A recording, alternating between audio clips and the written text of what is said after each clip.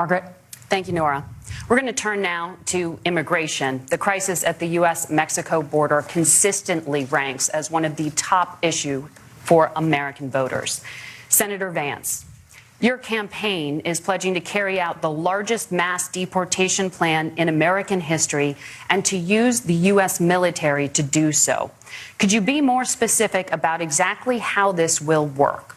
For example, would you deport parents who have entered the U.S. illegally and separate them from any of their children who were born on U.S. soil?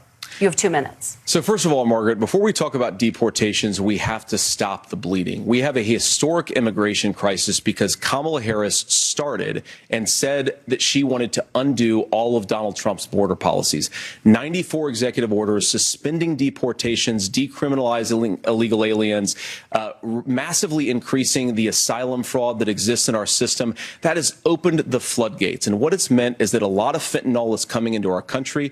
I had a mother who struggled with opioid addiction and has gotten clean. I don't want people who are struggling with addiction to be deprived of their second chance because Kamala Harris let in fentanyl into our communities at record levels. So you've got to stop the bleeding. You've got to re-implement Donald Trump's border policies, build the wall, re-implement deportations. And that gets me to your point, Margaret, about what do we actually do? So we've got 25 million illegal aliens who are here in the country. What do we do with them? I think the first thing that we do is we start with the criminal migrants. About 1 million of those people have committed some form of crime in addition to crossing the border illegally. I think you start with deportations on those folks. And then I think you make it harder for illegal aliens to undercut the wages of American workers. A lot of people will go home if they can't work for less than minimum wage in our own country. And by the way, that'll be really good for our workers who just want to earn a fair wage for doing a good day's work.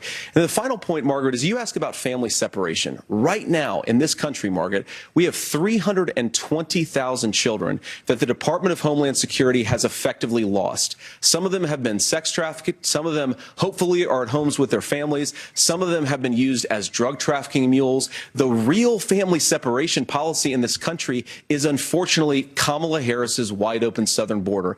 And I'd ask my fellow Americans to remember when she came into office, she said she was going to do this. Real leadership would be saying, you know what, I screwed up. We're going to go back to Donald Trump's border policies. I wish that she would do that. It would be good for all of us.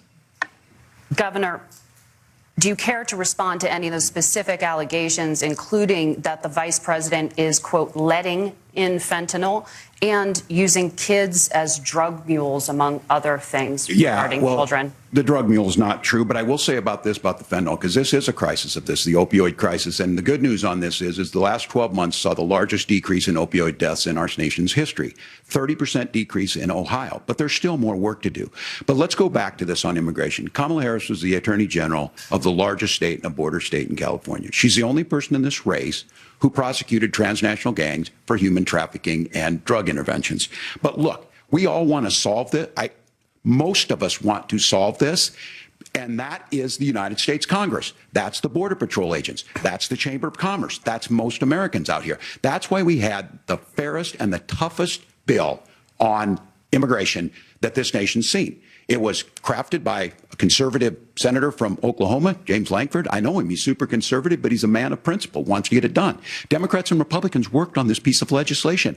The Border Patrol said, this is what we need in here. These are the experts. And the Chamber of Commerce and the Wall Street Journal said, pass this thing. Kamala Harris helped get there. 1,500 new border agents, detection for drugs, DOJ money to speed up these the adjudications on this, just what America wants. But as soon as I was getting ready to pass and actually tackle this, Donald Trump said no, told them to vote against it because it gives him a campaign issue. It gives him to, what would Donald Trump talk about if we actually did some of these things? And they need to be done by the legislature. You can't just do this through the executive branch. So look, we have the options to do this. Donald Trump had 4 years. He had 4 years to do this. And he promised you, America, how easy it would be. I'll build you a big, beautiful wall, and Mexico will pay for it. Less than 2% of that wall got built, and Mexico didn't pay a dime. But here we are again, 9 years after he came down that escalator, dehumanizing people and telling them what he was going to do. As far as the deportation plan, at one point, Senator Vance said it was so unworkable to be laughable. So that's where we're at. Pass the bill, she'll sign it. Governor, your time is up.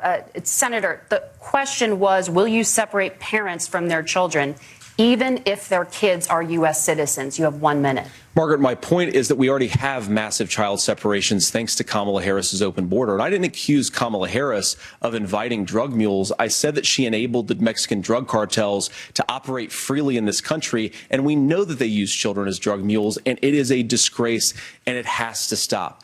Look, I think what Tim said just doesn't pass the smell test. For 3 years, Kamala Harris went out bragging that she was going to undo Donald Trump's border policy. She did exactly that. We had a record number of illegal crossings. We had a record number of fentanyl coming into our country. And now that she's running for president, or a few months before, she says that somehow she got religion and cared a lot about a piece of legislation. The only thing that she did when she became the vice president, when she became the appointed border czar, was to undo 94 Donald Trump executive actions that opened the border. This problem is leading to massive problems in the United States of America. Parents who can't afford health care, schools that are overwhelmed. It's got to stop, and it will when Donald Trump is president again. Senator, your time is up. Governor, what about our CBS News polling, which does show that a majority of Americans, more than 50%, support mass deportations? Look, we fix this issue with a bill that is necessary, but the issue on this is what happens when you don't want to solve it.